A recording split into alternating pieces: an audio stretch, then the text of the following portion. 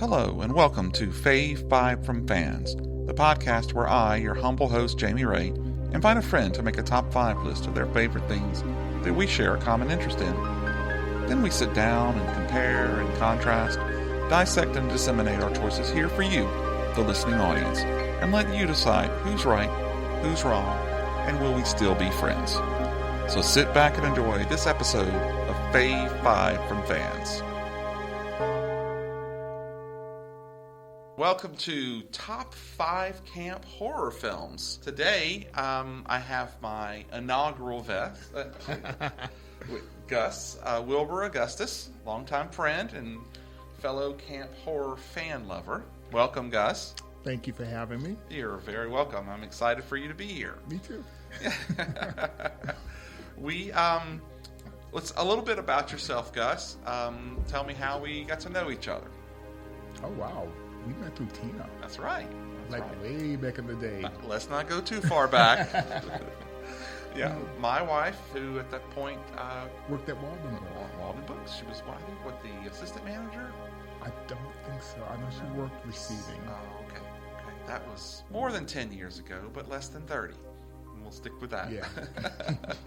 And over the years, we've chatted about a lot of things, including movies. And when I sat down to do this podcast, I said, what is one of the favorite things that we share? And of course, it's our love of Angela. Miss Angela Baker. Angela Baker. And so I said, what better topic for us to have than movies about horror films set at camp?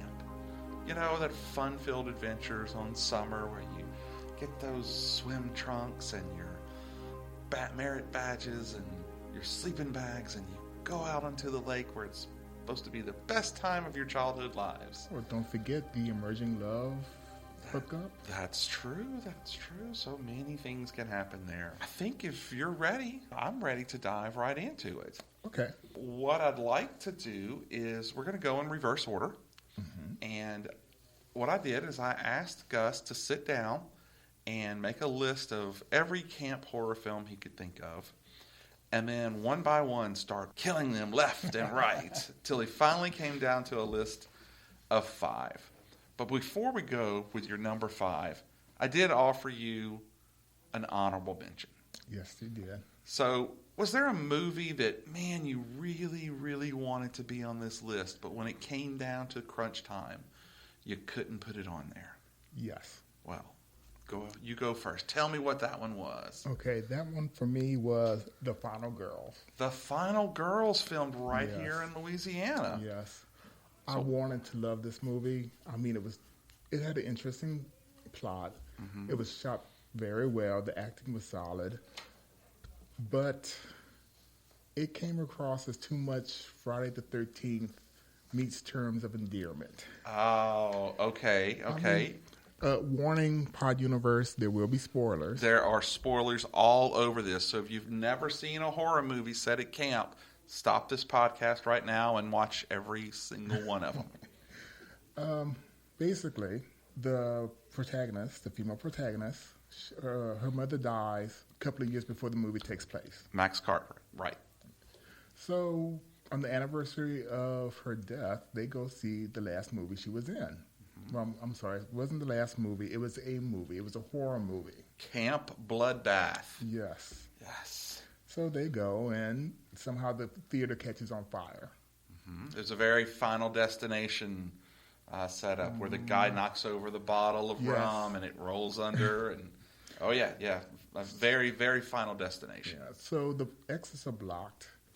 The protagonist, Max, gets the idea. Let's chop through the screen and go through the exit door behind it. Right, because that makes sense. Yeah. While the movie's playing. Exactly. Mm-hmm. I don't think if I was in that same situation, I would have thought of that. Me either.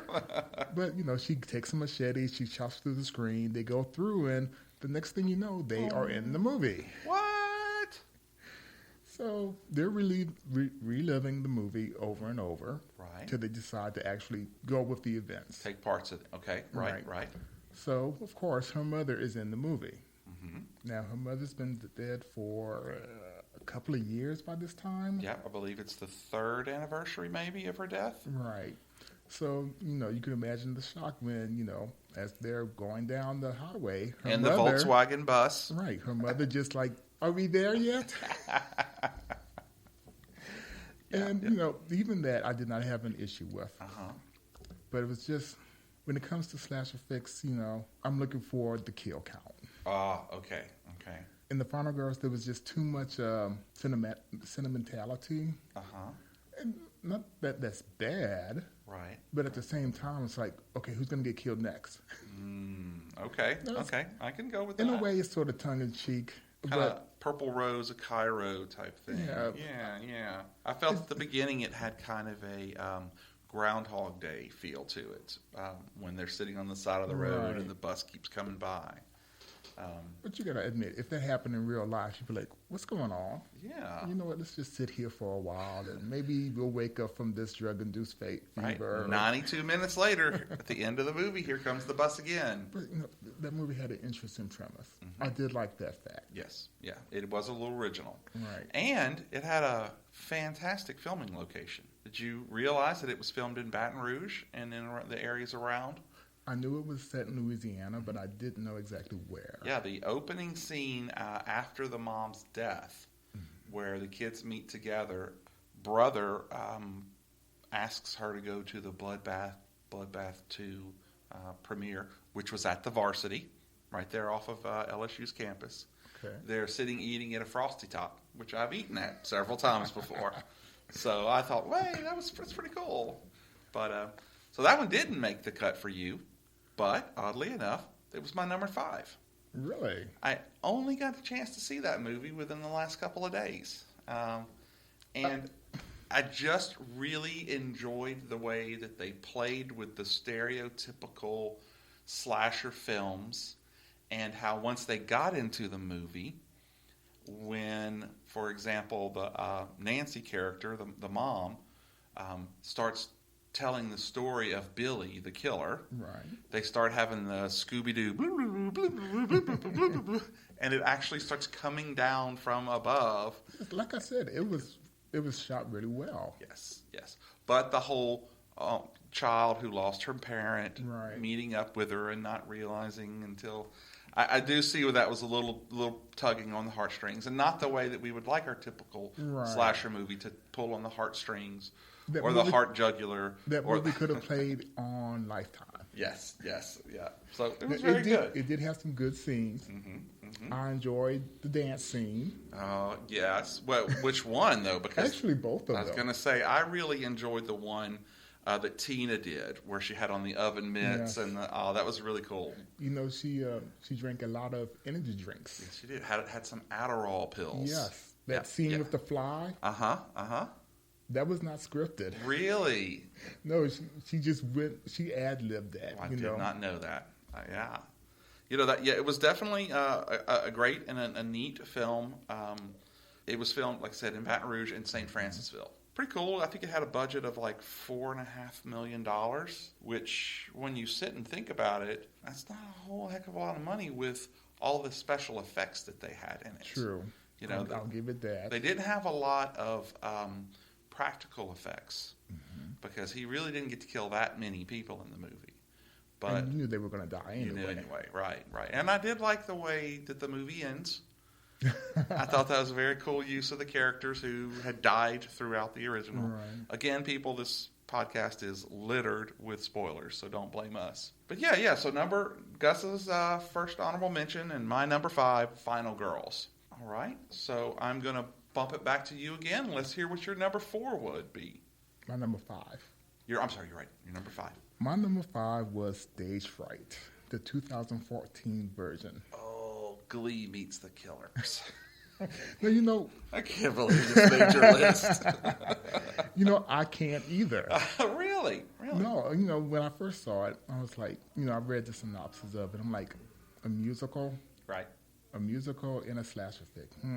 That cannot end well. But I'm like, I'll at least look at the first 15, 30 minutes of it just to see. And I'll be honest, I was hooked from the get-go. Really? Yes. Wow. First of all, I was surprised that Minnie Driver was in it. That does not seem like her genre of movie. No. She took a chance there. She did. I mean, she wasn't in it for long, but still, it's like, wow, okay. Uh-huh. And Meatloaf. See, you've probably watched a lot longer than I did because I watched that movie. No, Meatloaf was her manager, boyfriend. Oh, okay. I didn't realize that was him. Wow. Now, granted, it's been a long time since I've seen anything that he's been in or seen a picture of him, but I was like, it wasn't until like after the credits were rolling, I'm like, that was Meatloaf. Wow. Well, 2 out of 3 ain't bad. But I enjoyed it. Yeah. Like I said, despite the musical, well, no, the music actually helped the movie. Really? I think so, because it conveyed what they were feeling at the time. And the Killers, his rock songs really added to it. Wow. Now, of course, part of a slasher film is, who is the killer? What is the killer's deal? Right. What motivates him? What drives him? Exactly. Okay. Now, spoiler alert, it was actually her brother, Buddy. Oh. I guess I should back up. There are 2 kids. Minnie Driver's character, Kylie Swanson's, she has 2 children. Okay. She is killed on the opening night of her musical that she's doing in real life. She dies at the hands of the killer, evidently. And for 10 years, the boyfriend / manager. It was Meatloaf. Right, Roger McCall. He opens a summer musical camp. Okay. And he takes the kids with them because I guess, I guess he was the only one left. Yeah. So basically, they're hired hands doing the cooking, the cleaning, whatnot, while these elitist kids come and, practice their craft and whatnot. Right. But to make a long story short, turns out the killer was Buddy because he didn't want them to do the musical again. Oh, okay. Preserve the memory of his mom. Right, but it turns out that the original killer of his mother was actually boyfriend / manager. Really? Yes. So there's 2 killers in the film. Yes, there is. Okay. It turns out he was just too scared to say anything. Which I'm like, okay, suspension of belief, but I'll go with that. Right. But with them doing the musical again, he was like, just lost it. Yeah. So he started killing all the kids. And I did like the fight between his character and Meatloaf. Oh, okay. It's pretty good. Good. But it was so funny because they actually do the play. Okay, anyway. Right. While, all this killing is going on, she has mascara running all down her face. She's like, but everybody else was just going with it. Yeah, they don't realize it's going on? Right. Oh, I see. And at the end, the reporter or the reviewer of the musical, he actually came. He loved it. Oh, wow. But we can't make that happen again every night. Right. And in a disturbing scene, he actually hooked up with the daughter. Okay. Now, the reason I mention that is because he was there for the original. Right. 14 years before. Right. And it was just like... That's a little creepy. Yeah. Yeah. So I didn't know where they were going with that. Ah. But as with all slasher flicks, at the end, there had to be one last fright. Right. So, she's looking in the mirror. And, the light goes out like it did with her mother. And she messes with it. I'm like, okay, nothing's going on. And then all of a sudden, the killer, who was her brother, but in his mask, leaps through the glass to the mirror. Oh. And the movie ends. Okay, so you don't know what's going to happen. No, but it could have just been a figment of her imagination. Okay. All right. But yes, I did like it. Okay, good. Well, like I said, number 5 for me already was The Final Girls. Yes. And so we're going to skip that one. I will say that I really enjoyed Final Girls. I'll just say that I thought it was an original take of having the new stuff, having the old stuff, like from the 80s, or I guess this was more of a 90s. And I wanted to love it, but I could see why you didn't. I just didn't. Yeah, I could see why you didn't. Well, great. Well, let's jump to number 4. Number 4. What's your number 4, Gus? Madman. Madman. And I enjoyed this movie. Now, granted, it was kind of cheesy. Kind of cheesy. Basically, it was a rush to get another Jason of Friday the 13th movie out there. 1981. Yes. Got to get it out there. But I would like you to before you go into your exposition about how great you love this movie. So for my notes, Madman 1981, it's scratched out with the word horrible written next to it. Horrible. But I'm going to sit here and listen to why it made your number 4 list. Please. Okay. Let me begin with this. There was something about 1980s cinematography. I'll give you that. It had a very, starting out, and God, please don't ever let this get back to him, it had a very John Carpenter The Fog feel to it. Yes. Okay? Yes. Sadly, that only lasted for about 4 minutes until he starts singing the song. Oh my God, the songs in that movie, Gus, were so bad. It added to the appeal. Oh, no, it didn't. I wanted to peel my ears off my face. They were at camp. It was a camp song. There was nobody in that cast that was under 32 years old. Yes, there was. There were little kids. Oh, barely. I think they were brought in, Okay, maybe. What were there, like 7 counselors to 5 kids or something? I'm thinking that was the end of the camp. It was. He says that it's the end at one point. And they were the ones that were left. Yes. But, oh my God, I cannot believe Madman made it. Oh, come on, Jamie. I mean. Hey, it's your list. Okay. It's your list, and I think we'll so go ahead. So tell the story. Okay. Tell the story.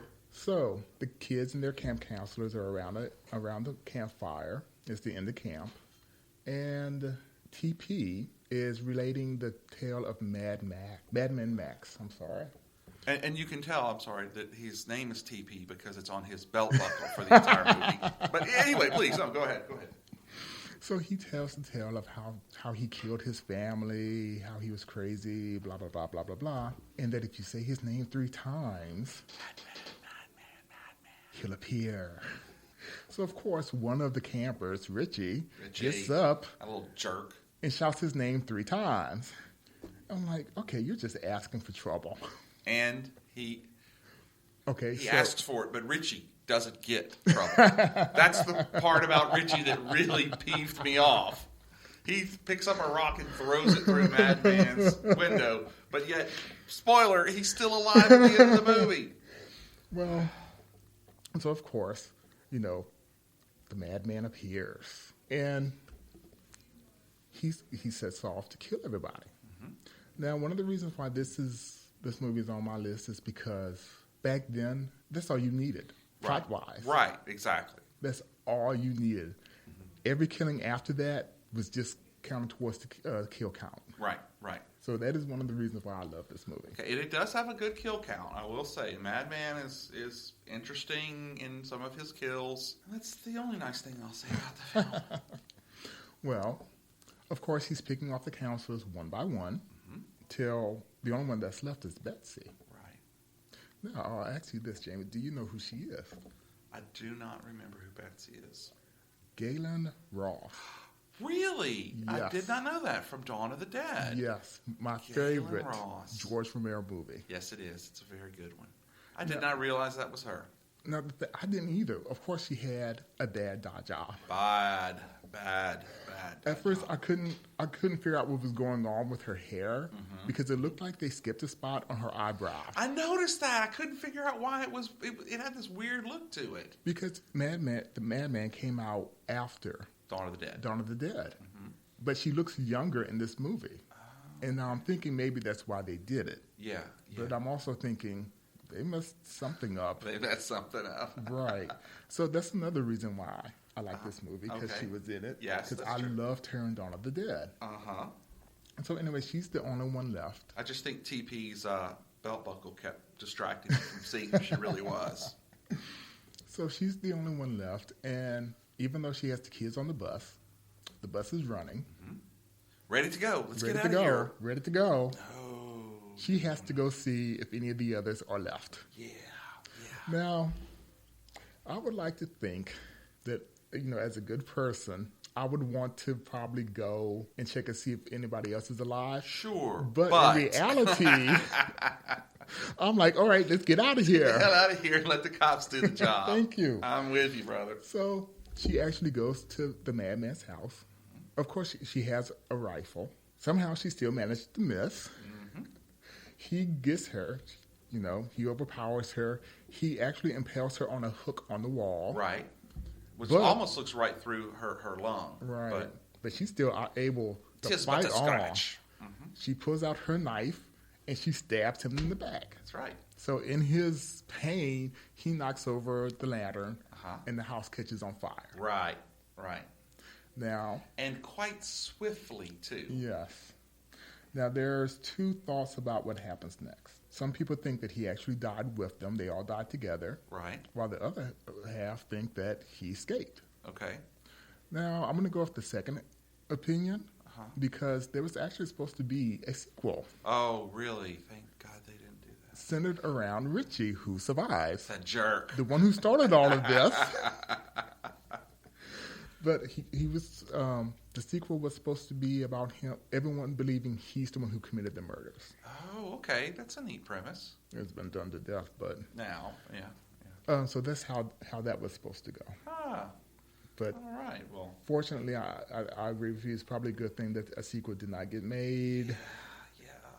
Boy, I'd love to get a handle on that soundtrack for that movie. Oh, Lord. I tell you, the oddest thing was that they would break out into this 10 to 15 snippet of 70s, 80s pop disco thing. And then it would just stop. And I'm like, okay, where's the rest of the song? What's going on with it? Well, the actor who played TP was actually a singer also. Oh, he was. Singer, musician. All right. Something else I noticed about 80s movies. The gratuitous sex scene. Which, in this film, I think I know where you're going with this one. The pool. The pool. Come the spa. on. Wait. Yeah, it's a hot tub. Yeah, hot tub. You finally get, okay, they're getting naked. All right, we're going to see. And what do you get to see? TP's naked booty. Come on, people. Well, just, I'm not a prude, but to me, it's like, was that really necessary? It was so weird. The only thing you get to see is TP's naked butt. Really, you could have skipped that. I'd gone for another 15 seconds of one of those songs. But back then it was the 80s. They did things differently. They did different. That movie was definitely. Yes. Wow, I'm surprised that you're number 4, Gus. But hey, that's what this is about: surprising each other. My number 4 is a much more recent film. It's 2018's "You Might Be the Killer." Wow. Yeah. I'm not familiar with that one. Well, you should be, and I want you to go download the Sci-Fi app for free, and you can watch this film. It's a what they're called a meta supernatural slasher film, and once again, filmed right here in Lafayette. I cannot believe I've never heard of this movie. I know. I just heard of it right before Halloween, as a matter of fact. It stars Fran Kranz from Cabin in the Woods, The Stoner, and Allison Hannigan as Chuck. And Chuck works at a comic book store called The Rings of Saturn. Okay. Which was actually our own And Comics 2, or And Books 2. And Books 2. Where they went in and redid the store. And as part of the cameos in the store, the co-writer and producer, Thomas Vitale, appears as one of the Saturn customers walking around. And if you look, one of our own local artists, Cody Chamberlain, and his son Lucas are also in the store. And oddly enough, every time they're looking at Chuck, Cody and Lucas happen to be standing in the line. And I asked Cody about this, and he said, yeah, I might have been watching where they were shooting the camera. And so they showed it to us at a party, and little Lucas was so excited. Look, there we are. But it's a great, later on in the movie, Chuck stays on the phone with the killer, Sam. Oops, spoiler alert. And at one point she's walking, I believe, the trash out. And as she walks out, it's night.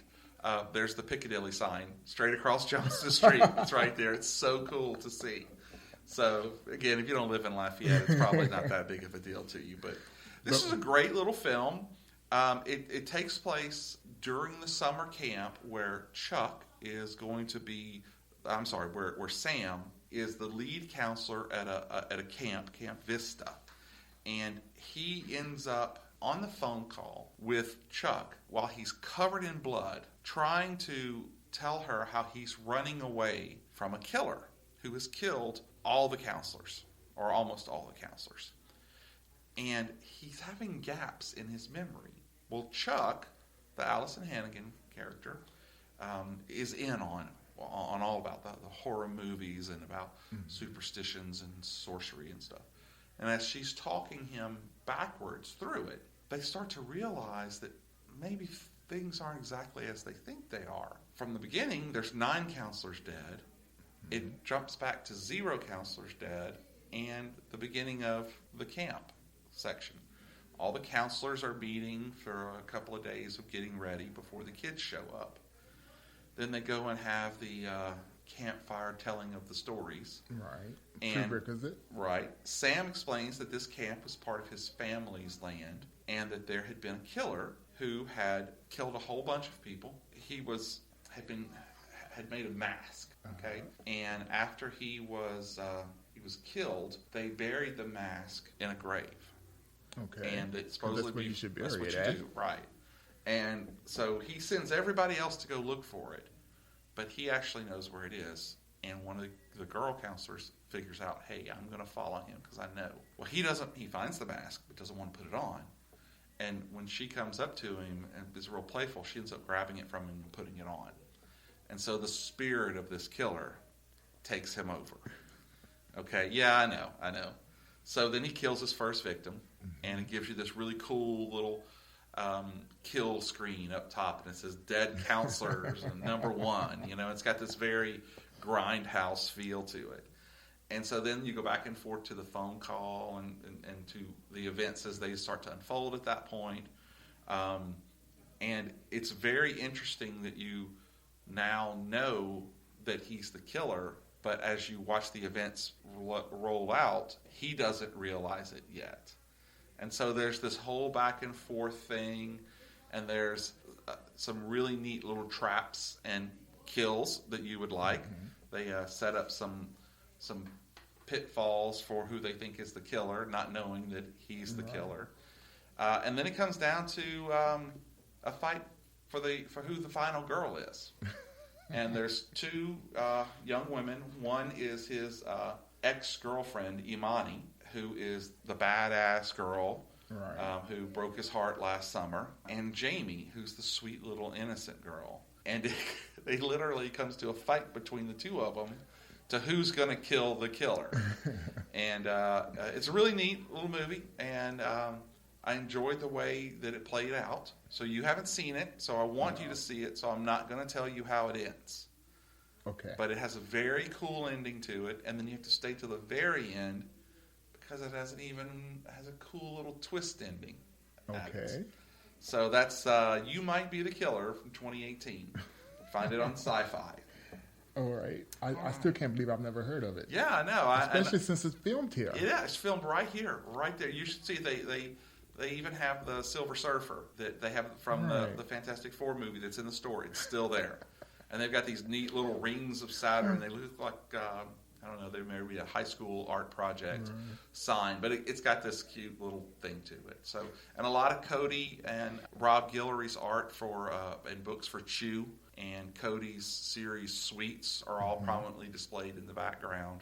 So it's a real nice shout out for all the local Louisiana artists here. So anyway, so check that one out. So, all right, so number 3 on Gus's list. The Burning. The Burning. Ding, ding, ding, ding, ding. We have a match. Starring a young Jason Alexander. And Holly Hunter. And Lou David. And Who? Fisher Stevens is Woodstock from My Science Project. And Johnny Five is alive. Yes, he's Woodstock. Well, I know the character, but I don't recognize the actor. Yeah, so you remember Johnny Five? Yeah, from the 80s movies where him and Steve Guttenberg, where they have the robot that gets struck by lightning and he becomes short circuit. Right. Yeah, well, he played the scientist that created Johnny Five. Never saw it. Oh, well, there you go. There you go. That's why. But yeah, I kept going, man, that's so very, very good. So please go ahead, tell us about the 1981 American slasher film directed by Tony Maylam. The Burning. Where to start? Well, of course. Well, let's start by who conceived the story. Conceived it? Harvey Weinstein. Oh, yes. Dun, dun, yes. dun. Actually, him, his brother, and even his mother was in on that. This was, from what I understood about reading on it, it was one of the movies that really helped him solidify the Weinstein Company. Right. Yeah. I believe they were trying to cash in on Friday the 13th also. That's what I remember as well. It amazes me how many of these movies happen because of Friday the 13th. Yeah. But no, The Burning. What I like most about this movie is the awkward teen years. Yes. Because who was it? Alfred? Eddie? Alfred. Right. Alfred. About Brian Baker. Right. He was at that age where, the hormones are flowing, he's confused, blah, blah, blah, blah, blah, blah. And it says something to me. Right. That those characters are just, I'm going through this awkward phase. Of course, he took it to an extreme, but... Yes. So I really liked, so we talk a little bit about the plot of the movie first. Right. Okay, so it's it takes place at Camp Blackfoot, an awesome name for it, where Cropsey, which was based off of the legend from the New York area. Right. He's like the groundskeeper. Right. Supposedly he's really drunk, mean. really mean. And so a group of the kids are going to get together and scare him. The way normal kids scare people, by putting a worm-ridden skull with candles in the eye sockets to wake him up from his drunken stupor. That's the first place I go to. Oh, that's the first place I go. I just wonder, where do these kids get this skull? Because there was no TG&Y open that late at night, and of course Cropsey ends up freaking out, knocking the skull over onto himself, and because he's soaked in all the alcohol, it instantly catches him on fire. Right. And as he's running out, the kids don't know what to do. And, exactly. He's burning, and he ends up running. Wait, that's the burning. And so he doesn't die, though. No. Cropsey ends up staying in the hospital for 5 long years. Yes. Recuperating. Recuperating. All of that hate just seething within him. Yeah, with all those failed skin grafts and everything. So he's finally let go with the sage advice. Don't worry about what those kids did to you. Don't loiter on that. It's okay. No, it's not. Doctor. So what does Cropsey do to show the world that he's rehabilitated? Go straight back to the camp. No, he kills a hooker first. Oh, yes. Nothing says I've got my act together better.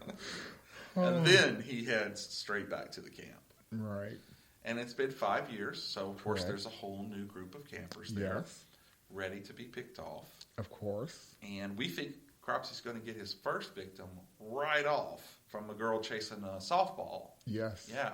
And I enjoyed the way that you got Cropsey's point of view while he was looking at people. It wasn't just a normal, you kind of got this little fractured, edged butterfly thing on it. So he misses out on her. Mm-hmm. Thank God she found that ball. What? No kidding. Glad it wasn't a skull. I know. But then you think Woodstock's going to get it. Mm-hmm. When he's going back for his vitamin E. But that was a fake out. Right. Because Todd, he comes like, what are you doing here? Let's get back. Let's go eat. Yeah. So and then Michelle, she's always, why aren't you tougher on these kids? Todd's all like, well, I was there. I know what they were like at that age, and I'm just trying to help them. Right. So then there is the rafting trip. Down Devil's Creek. So, of course, it couldn't be me. Because, as you know, I can't swim. It's okay. So I would not have gotten in anybody's canoe.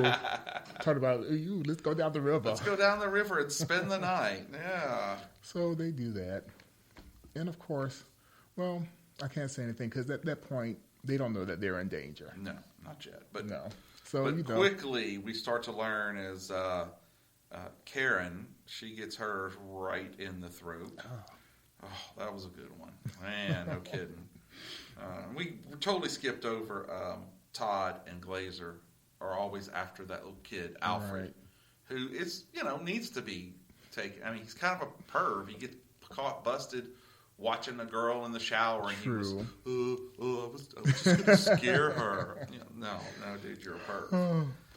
But once again, Glazer and his girlfriend, or wannabe girlfriend, Sally, just out in the woods making love. Wow. It doesn't quite last as long as Sally had hoped it would. Yeah. I mean, talk about, salt in the wound. What?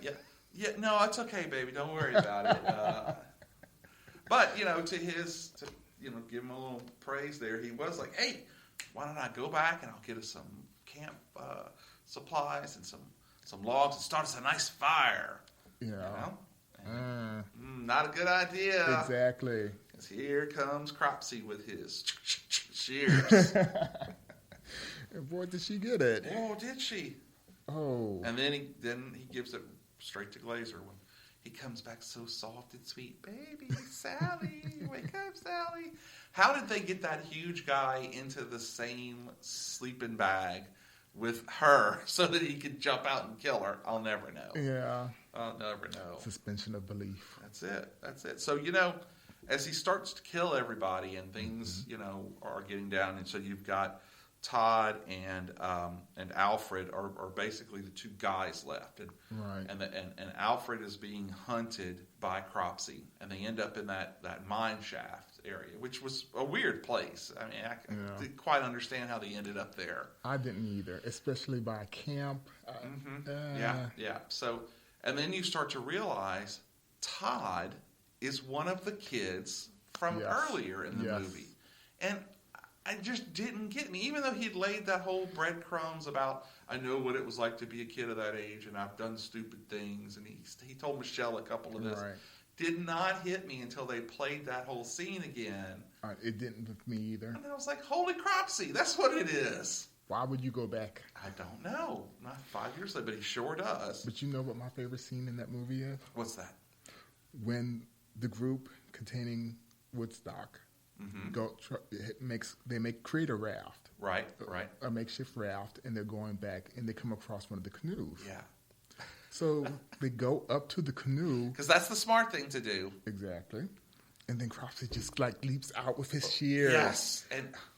And one of the pictures that you see online, if you look it up, is Woodstock with his hand out. Yes, it's cut down. Yes, like he cuts his fingers off. But if you look at it, even with his fingers cut off, his fingers look the same length. And I'm like, couldn't you have rolled those two fingers back and give us a little suspension of disbelief? But it's one of my favorite scenes in the movie. It is lots of little splashes of bright red Caro syrup blood. Yes. And I'm sorry, but all the kids just wait on the raft for their turn to be killed. I know. I was like, leap into the water. I don't care. Save Even if yourself. You can't swim, I'm going to jump around and flounder for a little while. Exactly. It took him time to get out of his canoe. Right. To get into the he the can raft. Get one or two of them, but my butt's in the water, buddy. Every man for himself. That's right. Holly Hunter, I love you, baby, but I am out. But you know who did the special effects for the film? I do. A very young Tom Savini. Yes. Yeah, I was very impressed with his work there. And that's not the only movie he's done, which I'm sure we'll talk about in a couple of minutes. That's right. But they said in an interview with Savini that he said that the cast was literally forming a line, queuing up to find out how they're going to die in the movie. And he said he was very hands-on with the production. He didn't have much time to put together the effects of the movie, which I have to say, yes, I could kind of see that, but at the same time, he did a great job with what he had available to him, He only had 3 or 4 days to make the cropsy, the makeup and stuff. And which I think is one of the reasons why you don't see a lot of it. No, I do. And it's a good use of the character, though. Right. I mean, you always see that dark shadow with the light source behind him and stuff. But going back to Jason Alexander, now I did not see this movie when it first came out. I saw it maybe a couple of years ago. Right.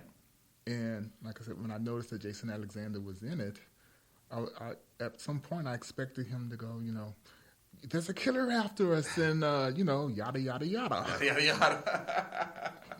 I was very impressed with his head of hair in that film. So was I. As someone who lost their hair early on, I was right there with you, Jason. Right there with you. But, no, it's a good movie. Once again, they set it up, and then as far as plots go, that was it. After that, it's just a kill count. Mm-hmm. And it was a good kill count, too. Yes. Yeah, I enjoyed it. One thing about these movies is that I enjoy the imaginative ways that they kill people with. Yes. Okay, yeah, great. So let's get down to number 2. Okay. I'm about to give you this title, and I know most of your listeners are going to be like, you've got to be kidding. Both of my listeners? Anyway. Mom, he means you. My number 2 is Friday the 13th. Not familiar with that film. Oh, the granddaddy of all summer camp slasher films. Dun, dun, dun. Oh, now this I did not see first run. I did not, but I did see it relatively at a relative young age. Right. Came out in 1980. Yes. I just in retrospect, I compare it to a Alfred Hitchcock movie. Okay. Just the tone, the cinematography, just that's what I'm looking for, the suspense of it. Right. Because who is the killer? Right. Who is this Jason guy going around killing everybody in this movie? And it was just, to this day, it's a classic. It is a classic that spawned, I think, about 10 other films. They were going for 13. Yeah, I do know. And they may still do it, because I actually just watched the Friday the 13th, The Killer Cut, earlier this week. Mm-hmm. And while it was a different, direction for the film to take, right.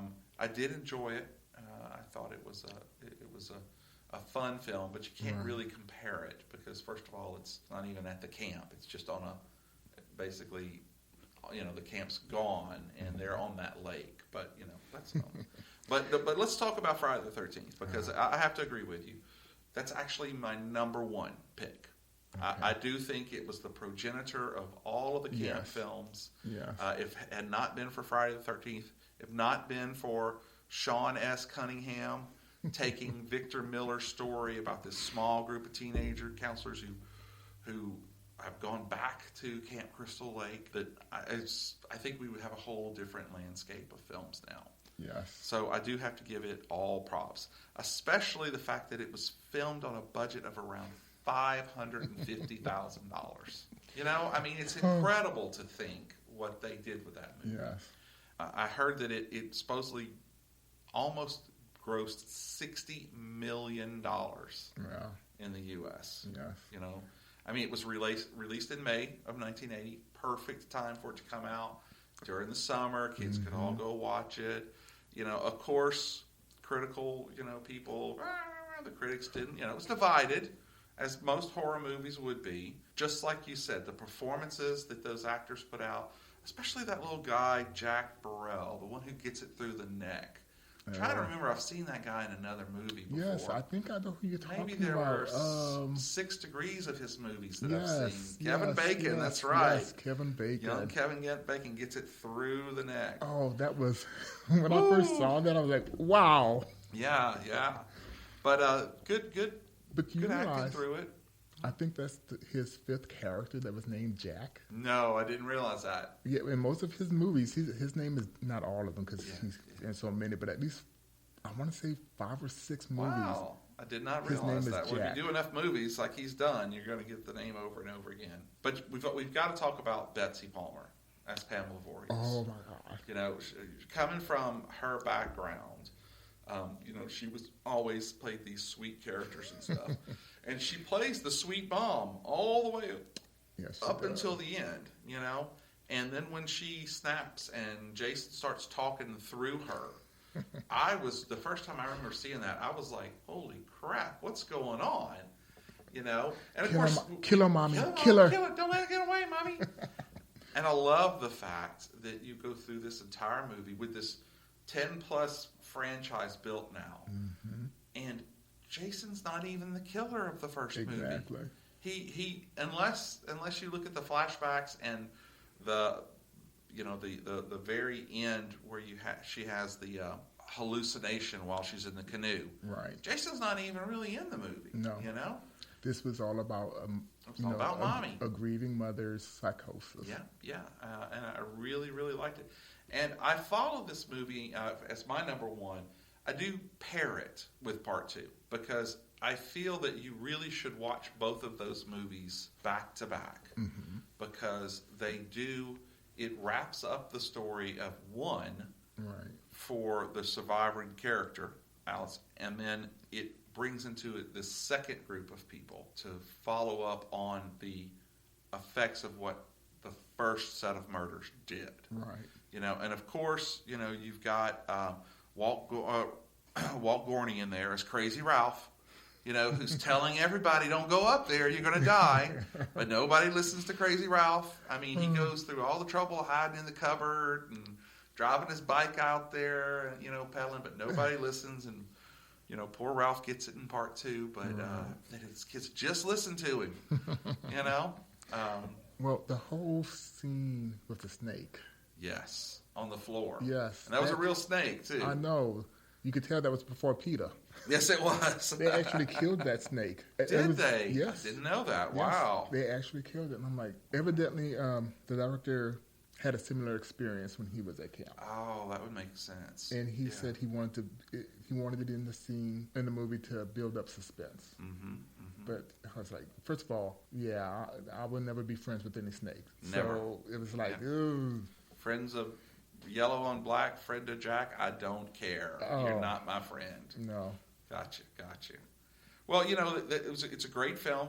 It's a great pair of films, I actually feel. But the killing part about this is that they did not think it was going to do well. Yeah, I know. They were just looking, for a little Money bit grab. of extra cash. Even Bessie Palmer, when they first pitched it to her, when they gave her the script, she basically threw it across the room and said, "This is a piece of and it actually got back to him. Wow. He was dejected. Yeah. But she did funny it. story, she needed a new car. So Jason paid for her new car. Yes. So she went ahead and she did the movie. That is awesome. And from what I understand, she thought, well, nobody will ever see it. Yeah. It'll die down and everybody will forget. And of course, we know how that went. Yeah. And now 38, 39 years later, we're still talking about it. Well, good. Well, so this takes us to your number one, Gus, and I'm trying to think, what film would Gus have chosen? And Gus, go ahead. Number one. My number one summer camp slasher film is Sleepaway Camp. No way! I cannot believe that. Now, Sleepaway Camp. Well, what's the name of the girl in that movie? Angela Baker. Angela Baker. I hear you have pretty much a weekly date with Angela. Yes, don't I do. You? What's that about? Every week, in fact, every Friday, I will just put it on and look at it. Just watch it, huh? Yes. Now, let's go back and, I'll talk about my obsession with this movie. All right. I was in college when I first saw this movie. So it had to have been, I'm not going to say exactly when because I don't want to date myself, but let's just say in the 90s.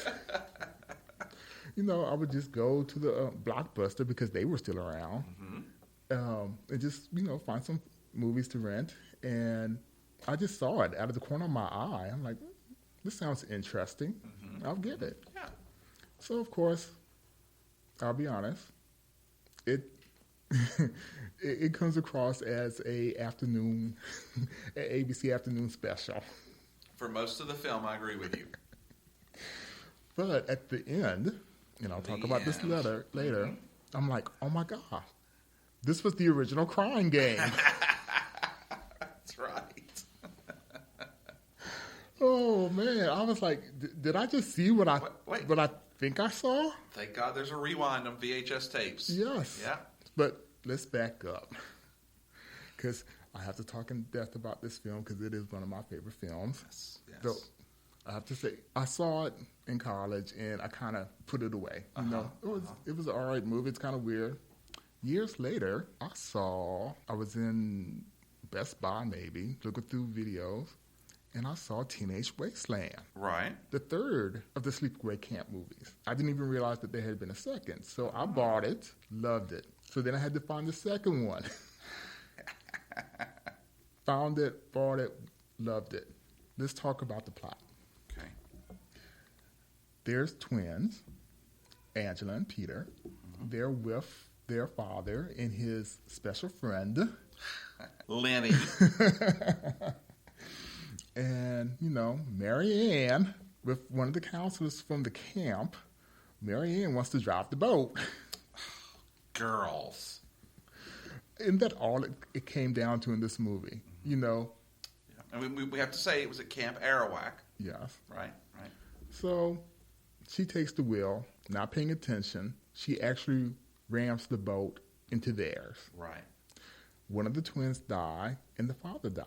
Right. So the surviving twin goes to live with Aunt Martha, played by Desiree Gould. Okay. I loved Aunt Martha. Dr. Martha Thomas and her son Ricky. Oh my gosh, she was such a character. She was over the top. You know, over the top camp. Right. Part of me wants to say, is that a drag queen?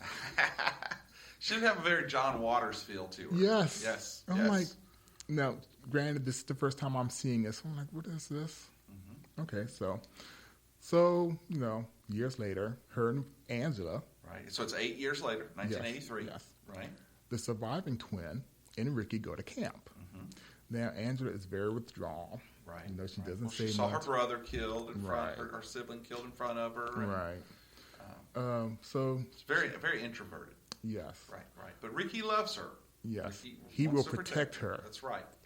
So they're at camp. You know, she doesn't fit in. And then, you know, we have the head female counselor. Oh, Meg, yeah. Okay, M-E-G.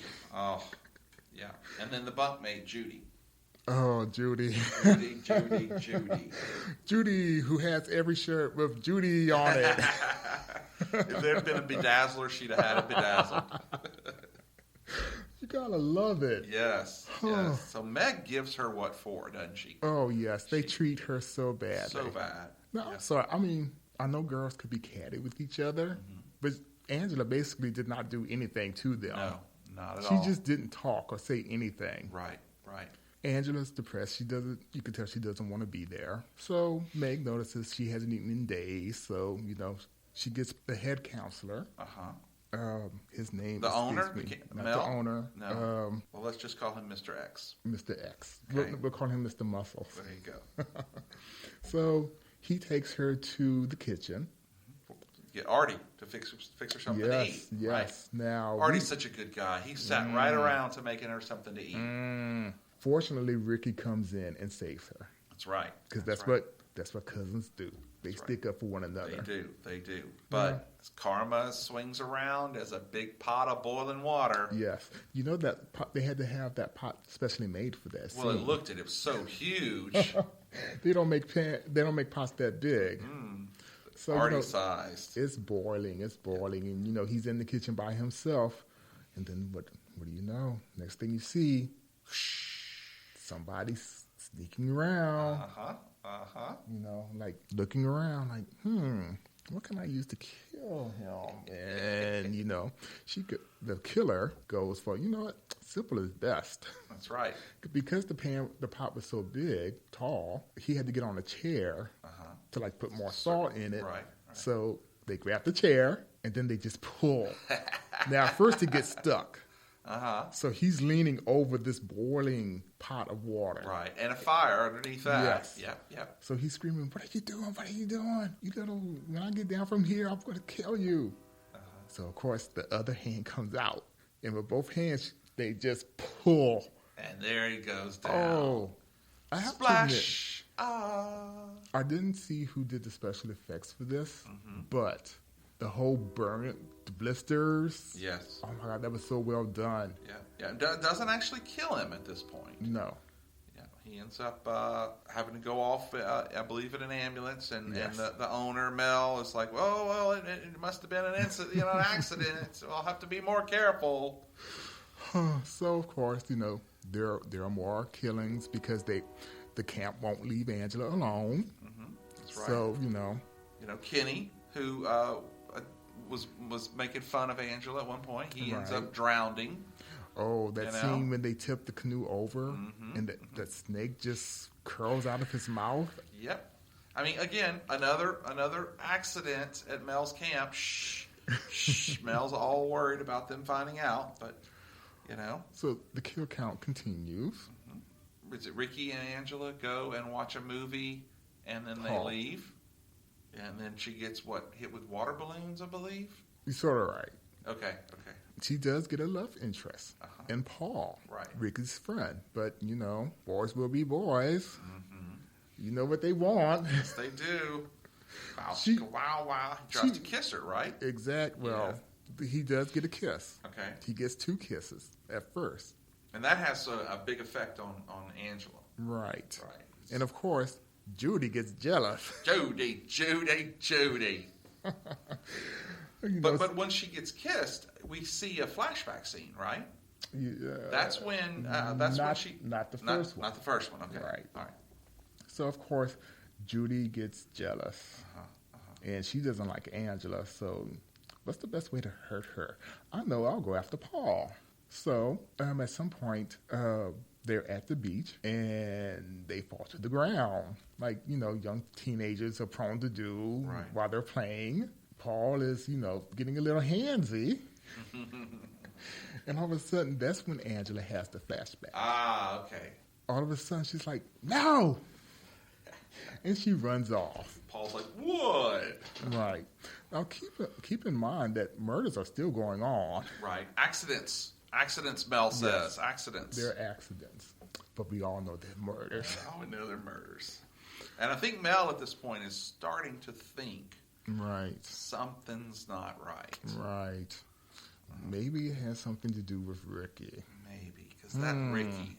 Yeah, he has a temper. So, more killings occur. Someone gets stung to death when they drop a hornet's nest or something in the bathroom. Some kids get hatcheted to death. Yeah. Which the writer, he said that's the one scene, the one kill that he regrets. Yeah. You don't want to show that. Yeah. And they didn't show anything. They showed the aftermath. But exactly. Right, but he said he regretted that. So, more kids are getting killed. They go to Judy. She finally gets her hand hooks into Paul. They're in the woods, playing tag football. When you grab the other person's tag. Yeah, flag football. Right. They sneak off into the woods, and, she comes across them. And I love this scene because they're kissing, and all of a sudden, Angela just rises up. And that's when they notice her, and she runs off. Right. Now, if I had been Paul, I would have been like, I may be in danger. I know Judy should have been thinking about it. Yes, but Judy only thinks about Judy. Right. So, a few scenes later, Judy's in her cabin. Now, granted, unlike some of these other movies, this movie actually uses kids, young teenagers around that age. So, in my mind, I'm thinking, well, there's a certain line they're not going to cross. Judy's in the cabin in the dark doing her hair. Right. Because, kids in the 80s, girls especially, had to have the big hair. Yeah. The higher the hair, the closer to God. She has that curling iron. She's going at it. So, somebody enters the cabin. And you can't see because it's dark and the figure's silhouetted. Comes in, walks up to her. Judy goes, oh, it's you. What do you want? Boom! Right in the jaw. Right in the jaw. She had to have had a crystal jaw, a glass jaw, because she just went down. So the killer puts a pillow over her face. He takes the curling iron. Now, granted, I was a college student when I saw this. All I see is the shadow of the curling iron going down, and then Judy screaming into the pillow. Oh. Now I'm thinking, well, where did they put that? Yeah. Did she do it down the, Oh my God! Yeah, did she do it down the mouth? Yeah. You know? No, it finally hit you. Not for years later. Real? I always figured she put it in her mouth. No. It was much, much worse. Yes, and I'll have a story to tell about that too. Okay. So the next thing I see is a body just falling on the side of the bed, on the bunk. So earlier she had agreed to go see Paul down by the lake. Meg. Now, granted, Meg got knifed in the back Yeah. when she went into another cabin to take a shower. Okay. And that's when they think Ricky's the killer. When they find Meg. It's like, that's that Ricky. He's, right. Okay, gotcha. So, and of course, during this, Mel, the owner of the camp, he thinks it's Ricky. So he comes across him in the woods, and it's like, you did this to destroy me, and he just beats him to a pulp. Right. Doesn't kill him, but beats him. Paul and Angela are at the lake, and Angela's like, let's go swimming. And Paul's like, now? What about our clothes? Take them off. Angela, you little tart. So then we go back. That's when they do the flashback. All the counselors now know that there's a killer. Right. So they're looking for them, Susie and Mr. Muscles. They're actually the ones who come across Angela and Paul. Ronnie, that was his name, Yeah, yes. Ronnie. They come across them at the lake. And you're like, Angela, are you all right? And then, all you see is her from the back. You see Paul's head in her lap, in his body, they're both naked. Yeah. And then the next thing you see is Paul's head just rolling down the beach. Lord. And then the next thing you see is Angela standing up, and you see You see her big knife in her hand. her big knife and her male attachment. Wait, what? She's the killer? Yes. Evidently, Aunt Martha had been dressing him as a boy since he got there. So Angela was really Peter? Yes. Oh, my God. Twist ending. Like I said, this was the original Crying Game. Yeah. And how can it be? My God. She's a a boy. And like I said, they were kids. I think she wasn't even 15. She may have been younger than that. Yeah, they looked very young. So, which is why I'm like, wait, what did I just see? And we have to give a shout out to Felicia Rose. Yes, for playing yes, this. yes. She played this character so perfect. Yes. And just the ending, even though you see it when you see it today, it's like, wow, how did they do that? I mean, talk about left field. Yes, I was not expecting that. No. At that point. Who would at that point in our At that lives? point, I'm like, okay, it has to be Angela. But I was like, whoa. It was Angela, but it's not Angela. It was it's actually Peter. Peter. Yeah. Wow. That's. Like I said, the original Crying Game. The original count. And this was all filmed on Summit Lake that had been formerly known as Camp Algonquin. Is that something like that? Like I want to say it right? was something Native American. Yeah. And from what I understand, the writer and director Robert Hitzik, is that his name? Hitzik? Something like that. Says that he had attended that camp as a Yes. child, and that's Yes. why he wanted to go back. Right. So the movie took about 5 weeks, starting in September of '82 and ending in October, and it had a budget of $350,000. And you can tell. And you can tell. But supposedly the story had the film had been storyboarded for the first day, but they were like, "Oh crap, we're because of the baseball game." Yeah, so they ended up just throwing it out and trying to hit it and get it through as quickly as they could. Right. Now, while we're on the first one, there's one thing I have to mention. Wait, the first one? How many were there? It all depends, but I'll hit that later. If you go to YouTube and you do a search on Judy the Short movie, Karen Fields, the character's name who played Judy, she actually put out a 15-minute short. No way. Following up on Judy? Yes. Oh my gosh. The movie doesn't make it clear if she died, if she lived, what actually happened to her. And I might as well spoil it for you. We spoiled everything else. You get a good sense of where she put that curling iron because Judy could no longer have children. Oh, poor Judy. I mean, all she was a complete and utter bitch to a girl who did nothing to her. Yes. So Judy, for some reason, becomes a social worker. Okay. I don't. She looked like she'd be the last person to want to deal with children. But she actually avenges children who've been, turn her life into something good. Right. There's this deadbeat dad who won't pay his ex-wife child support. So she goes after him and his new girlfriend with a hot curling iron. Oh crap! I forget at the moment. It's been a while since I've seen it. I'll have to go and look that. But it looks like it was shot without a handy cam. Yeah. So okay, cool. It's not high production value, but it's very entertaining. Wow, awesome. So this is about the first movie. So I'm just going to gloss over real quick about the sequels. I really got into the whole watching the first one after seeing the second one because I like watching them back to back. Right. Now the second and third ones are not Felicia Rose. No. You know who that is? I do, but you please give us. That is Pamela Springsteen. Right, Bruce's little sister. Yes. That's right, the boss. Yes. Which is why I'm a fan because I love Bruce Springsteen. Got to support his sister. That's right.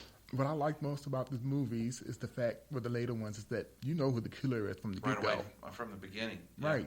Basically, the stories are from her point of view. So just sit down, strap in, and watch what happens. Exactly. Watch the kill count. That's it. And then 2, and then 3, and then 4, right? Well, it all depends on what you're counting as 4. That's true.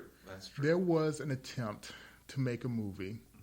I think they even did some footage, but they didn't finish it, so they spliced in some footage from the previous 3. That was called The Survivor.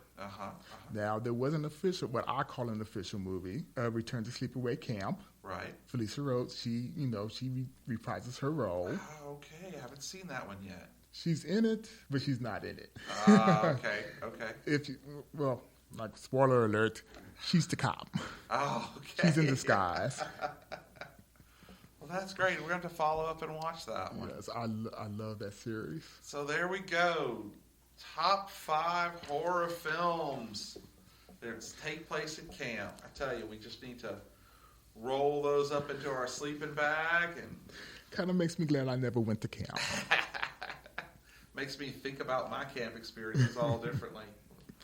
Well, Gus, this has been a blast. It has been. Really enjoyed having you on the show. Thank you for having me. We gotta figure out another one to do next. Well, maybe top 5 camp foods. I don't know. We'll have to figure it out. But again, I want to thank you, and to our listeners, I want to say thanks again for tuning into this episode of Fave Five From Fans. Bye.